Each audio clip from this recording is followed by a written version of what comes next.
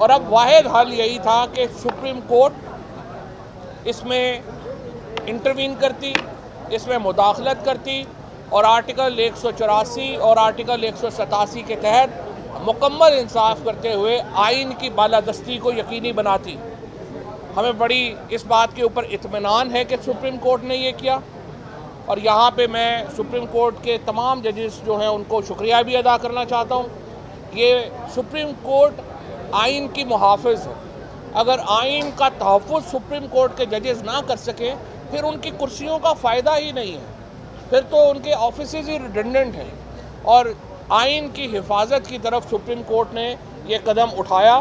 उनको रास्ते में मुख्तलिफ हीले बहानों से जो पुरानी स्ट्रेटजी है PMLN की सुप्रीम कोर्ट को तकसीम करने की, वो भी हमें नज़र आई।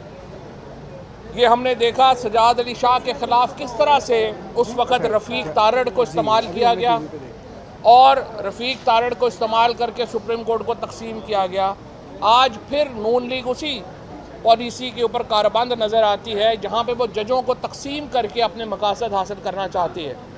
और अब ये बाकी सुप्रीम कोर्ट के जजों के ऊपर है कि वो तकसीम का हिस्सा बनते हैं या आइन के तहफ़्फ़ुज़ के लिए इकट्ठे होते हैं।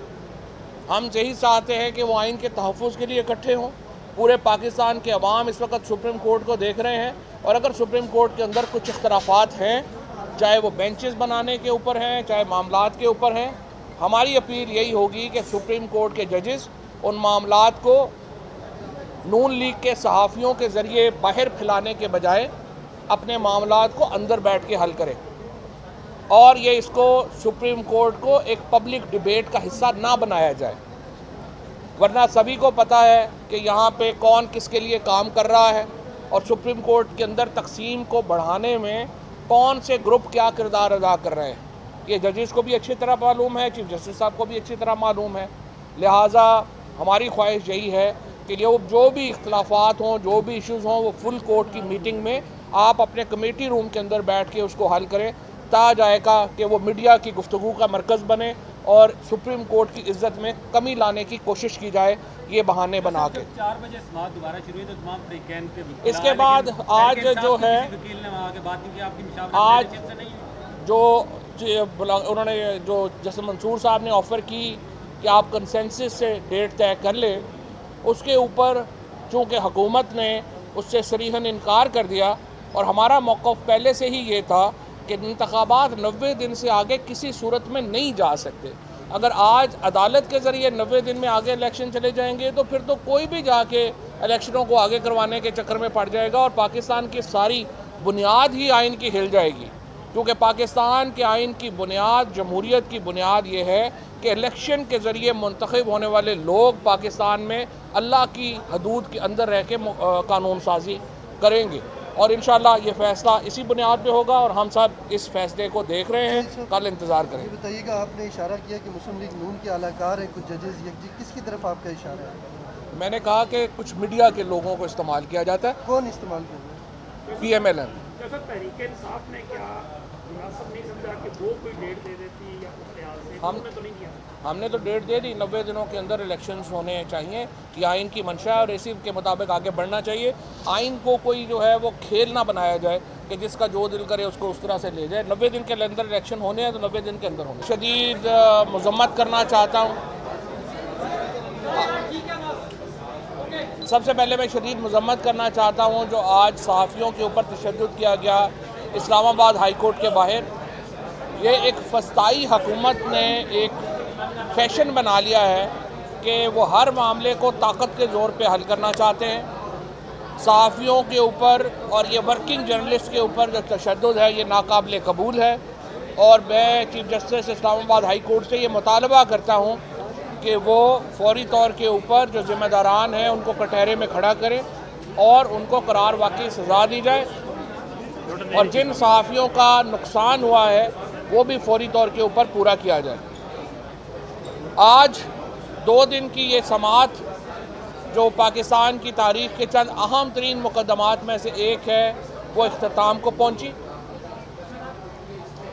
कल से आज तक तकरीबन दर्जन भर वकीलों ने अपना नुक्ता नज़र अदालत के सामने रखा है। और जो बुनियादी नुक्ता है वो ये है कि इलेक्शन 90 दिन के अंदर होने हैं और हर सूरत जब असम्बली टूटेगी तो आर्टिकल 224 के मुताबिक इलेक्शन 90 दिन के अंदर होने हैं। और इन इंतखाबात का ऐलान किसने करना है, ये वो नुक्ता है जिसके ऊपर ज़्यादा बहस रही है। और election commission of Pakistan, governors या सदर ममलिकत, ये हतमी इख्तियार कौन एक्सरसाइज करेगा कि इंतखाबात की तारीख का ऐलान हो सके और उसके बाद इलेक्शन कमीशन अपने कानून के मुताबिक यानी दफ़ा 58 इलेक्शन एक्ट के मुताबिक जो इलेक्शन का शेड्यूल है वो जारी कर सके। ये दो बुनियादी नुकात हैं जिनके ऊपर बहस जो है वो रही है।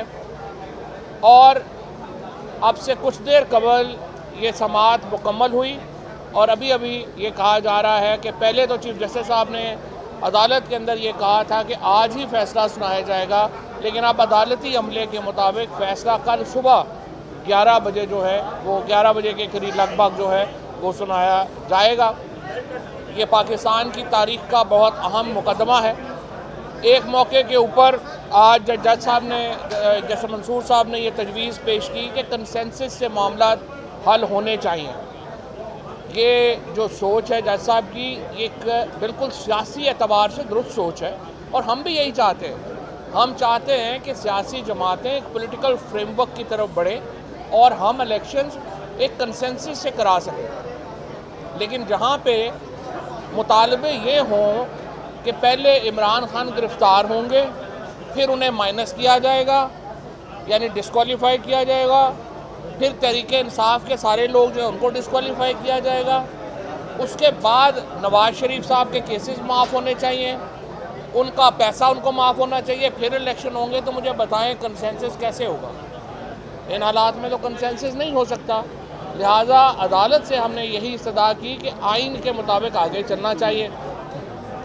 अगर एक दफ़ा अदालत से या किसी भी और मामले से इलेक्शन ये तय हो जाए कि 90 दिनों में नहीं हो सकते तो आगे ले जाएं, तो फिर पाकिस्तान के अंदर इलेक्शन कभी भी नहीं होंगे। ये आप देखिए कि जो हमने सोचा था कि पीपल्स पार्टी जो है वो थोड़ा बहुत शरीफ फैमिली को भुट्टो के नज़रिए पे लेके आएगी, यहाँ पे हम देख रहे हैं कि सारी जरदारी साहब जो हैं वही जनरल ज़ियाउल हक को अपना पीर मान चुके हैं। जनरल ज़ियाउल हक ने कहा था पहले एहतसाब फिर इंतखाब, और वो 90 दिनों का वादा था जो 11 साल के ऊपर गया।